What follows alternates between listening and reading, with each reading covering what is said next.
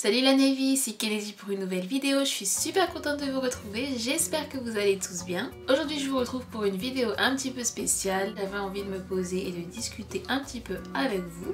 Et en fait je voulais faire une vidéo un petit peu différente de celle que j'ai l'habitude de faire. L'année 2014, disons que j'ai décidé que ce sera une année où j'ai envie de vaincre mes peurs, de me dépasser comme je vous avais dit dans la vidéo où je vous souhaitais bonne année. Disons que j'ai un peu pris conscience que voilà, on n'avait qu'une vie, on vivait qu'une seule fois et si on voulait réaliser nos rêves, si on voulait faire ce qui nous plaît, faut le faire maintenant. J'ai trop eu tendance, je pense, à tout le temps remettre les choses au lendemain, au surlendemain, ou alors d'abandonner à cause de mes peurs, d'abandonner à cause du jugement des autres, à cause de ce que vont penser les autres, à cause de la critique que vont émettre les autres. Cette année, j'ai vraiment envie que ce soit une année où je m'en fiche en fait de ce que vont penser les autres. De plus me préoccuper de ce que moi j'ai envie de faire, de ce que moi je peux ressentir, de ce que sont mes principes, de ce que je veux en fait. Je pense que c'est quelque chose de très important dans la vie, de temps en temps vivre pour soi et non pour les autres et non pour ce que veulent les autres. Avant de vaincre ses peurs, je pense que la chose la plus importante c'est d'avoir confiance en soi. D'avoir confiance en soi, de savoir qui on est, de savoir où on va et de savoir d'où on vient surtout. Moi j'étais pas forcément quelqu'un qui avait confiance en moi avant. J'ai pas forcément super confiance en moi non plus maintenant, mais disons que je cherchais beaucoup à changer. Il y a une différence je trouve entre s'améliorer pour soi et changer pour les autres. Et c'est vrai que moi j'avais tendance à vouloir changer pour les autres, pour être appréciée des autres et pour éviter d'être rejetée des autres. C'est vrai que ces derniers temps aussi, en commençant mes vidéos aussi, ça m'a beaucoup aidé. J'ai pris conscience que j'étais ce que j'étais, que Dieu m'avait créé ainsi et que il y en a qui allaient aimer, d'autres non, mais que c'était la vie quoi. On me dit souvent t'es toute douce, tu parles pas super fort, t'es toute calme, etc. Et pour certaines personnes c'est une qualité, mais pour moi c'était vraiment un défaut. Dans le sens que c'est pas du tout ce que je suis à l'intérieur. À l'intérieur de moi-même je peux être très joyeuse, très expressive, comme je peux l'être parfois dans mes vidéos parce que je suis toute seule dans ma chambre derrière une caméra. Mais c'est vrai qu'avec les autres, je suis pas vraiment comme ça, je suis plutôt calme. Et je vais pas être le genre de personne à crier ou à mener la discussion, je vais plutôt être calme. Ça dépend après des personnes avec qui je suis, mais je suis plutôt comme ça. Et le fait qu'on m'analyse tout le temps, mais alors tout le temps comme une personne comme ça, tout le temps comme la personne calme, tout le temps comme la personne timide, tout le temps comme la personne réservée, j'avais tendance à être frustrée parce que je me disais c'est pas comme ça que je suis à l'intérieur. Et c'est frustrant en fait de pas dégager ce qu'on a à l'intérieur. Je me rappelle quand j'ai fait mes premières vidéos, pour moi j'étais genre super enjouée et tout, j'avais la joie, j'avais la bonne humeur. Et quand j'ai regardé le résultat, je me suis dit mais c'est pas possible. On dirait que j'étais endormie, je parlais tout doucement comme ça, on n'entendait rien. Et j'étais choquée, je me suis dit c'est pas possible, c'est pas moi. Et même encore aujourd'hui j'ai du mal encore à regarder mes vidéos. Je commence à m'habituer maintenant parce que j'accepte d'être telle que je suis. Mais c'est vrai que j'ai encore du mal à regarder mes vidéos et à me dire que je parle comme ça et à me dire que je suis comme ça.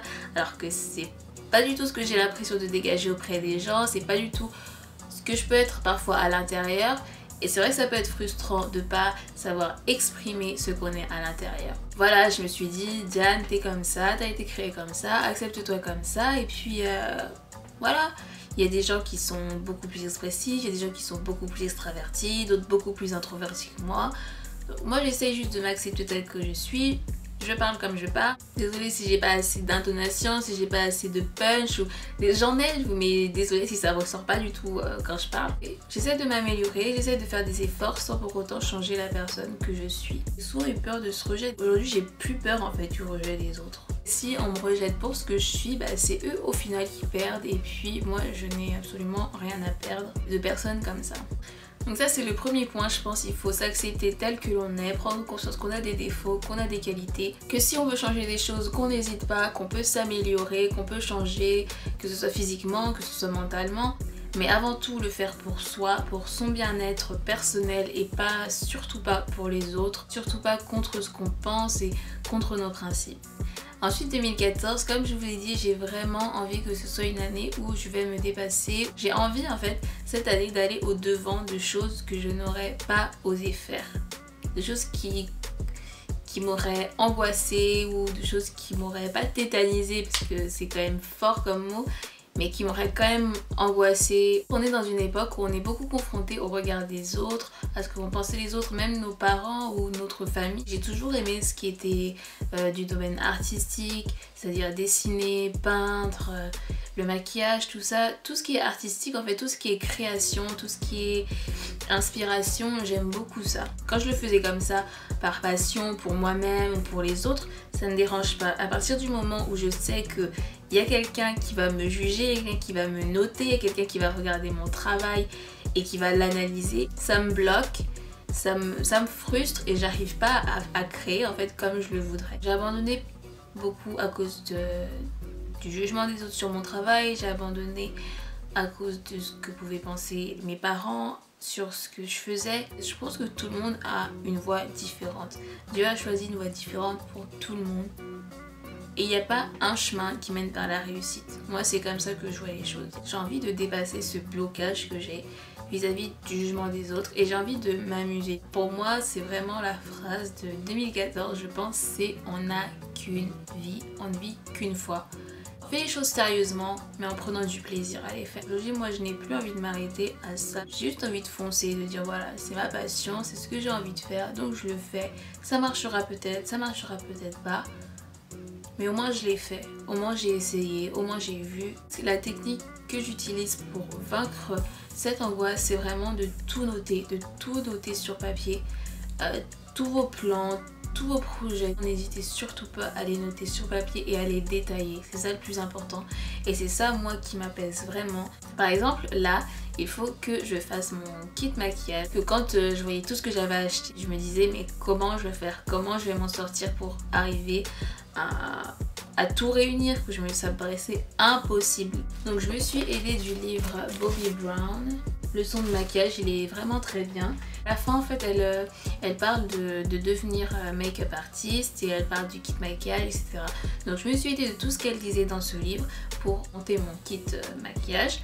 Et ce que j'ai acheté aussi, c'est un petit carnet comme ça chez Emma où je vais noter tous mes projets, toutes les choses que j'ai envie de faire, où je vais les détailler. Donc pour mon kit maquillage, j'ai marqué ce qu'il me faut pour la peau, j'ai détaillé avec les marques que je dois acheter, pour le visage, pour les yeux, pour les accessoires, etc. Je vous conseille ça. Si jamais vous avez des projets que dans votre tête ça paraît, il y en a partout, que vous savez pas par où commencer, n'hésitez surtout pas à tout noter, quitte à tout noter au brouillon premièrement et après remettre ça dans l'ordre. N'hésitez surtout pas à mettre ça sur papier au clair, comme ça vous avez toutes vos idées posées sur la table et plus dans vos têtes emmêlées. Et après vous n'avez plus qu'à démêler le tout, à ranger, à voir quelles sont les priorités, qu'est-ce que vous faites après. C'était tout ce que j'avais à vous dire, je pense. Je voulais juste faire une petite parenthèse comme ça dans ma chaîne beauté pour qu'on puisse aussi parler des choses importantes, la confiance en soi, réaliser ses projets, vivre à fond, profiter. Je travaille en ce moment dans un milieu où je rencontre pas mal de personnes qui ont réussi. Et c'est vrai que quand on voit ces personnes qui ont réussi, qui parfois se la racontent un peu, on a soit le choix de les jalouser, soit le choix de prendre leur exemple et de dire un jour c'est moi qui serai à leur place, un jour c'est moi qui aurai réussi. J'ai pris le parti de dire un jour moi j'aurai réussi. Et voilà, je me dis aujourd'hui qu'est-ce qu'il faut pour que je réussisse. Et je me pose pas mal de questions comme ça et je trouvais que c'était intéressant de faire une vidéo là-dessus.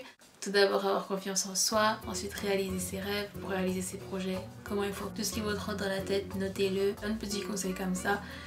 Donc n'hésitez pas, si jamais vous aussi vous êtes dans une période un peu comme ça, où vous posez des questions, vous savez pas trop où vous en êtes, ce que vous allez faire, n'hésitez surtout pas à venir me parler, que ce soit en message privé sur YouTube ou sur Facebook ou...